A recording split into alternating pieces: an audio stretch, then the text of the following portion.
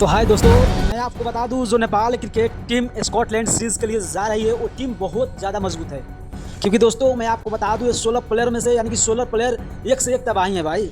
और सोचो इसमें और दो नए प्लेयर ऐड हुए हैं जो कि भाई खतरा है। मैं आपको बता दूं ये खतरा है टीम के लिए, यानी कि आदि आलम और संदीप जोहरा भाई टीम के लिए खतरे हैं। और इतना ही नहीं दोस्तों, मैं आपको बता दूं जो स्कॉटलैंड सीरीज़ के लिए जो टीम रवाना हो गया है, देखो कप्तान वही रहेंगे, कप्तान रोहित पौडेल, दीपेंद्र सिंह ऐरी, आशिक सेफ, संदीप जोहरा, कुशल भुरतेल, लोकेश बम।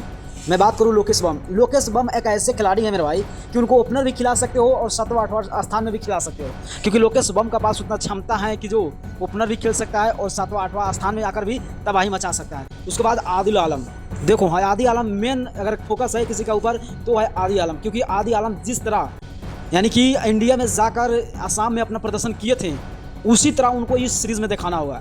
अगर इस सीरीज में वो दिखाते हैं तो भाई आदि आलम आने वाले दिनों में यानी कि T20 वर्ल्ड कप में जल्द ही आ सकते हैं। तो भाई आप लोगों को क्या लगता है कि आदि आलम जैसे खिलाड़ी को आना जरूरी होना ये बहुत ज़रूरी है? क्योंकि देखो आदि आलम और संदीप जोहरा ने तबाही मचा दिया था, इतना तबाही मचाया था भाई कि हद से ज़्यादा तबाही मचाया था। और देख रहे हैं हम लोग कि संदीप जोहरा और आदि आलम भाई उनका माइंड सेट हम सबको दिख रहा है कि अगर बंदा आकर अगर कहीं 10-12 गेंदा खेलता है आदि आलम तो सोचो कि वो 25 या 30 रन बनाकर कंफर्म है कि वो चला जाएगा। और संदीप जोहरा तो भाई वो खेल सकता है, बड़ी पारी खेल सकता है, क्योंकि संदीप जोहरा के लिए ऐसा कोई राय नहीं है कि जो कह सके जो हाँ संदीप जोहरा भाई नहीं खेल सकता है। संदीप जोहरा परफेक्ट है, मगर आने वाले दिन में मैं बता दूं ये खिलाड़ी अगर अच्छा प्रदर्शन करते हैं तो भाई T20 वर्ल्ड कप में फाइनली जगह बना सकते हैं। तो आपको क्या लगता है कि जगह बना पाएंगे या नहीं? अपना राय जरूर कमेंट कीजिएगा। अगर नए हो तो पेज को फॉलो कर चैनल जो सब्सक्राइब कीजिएगा।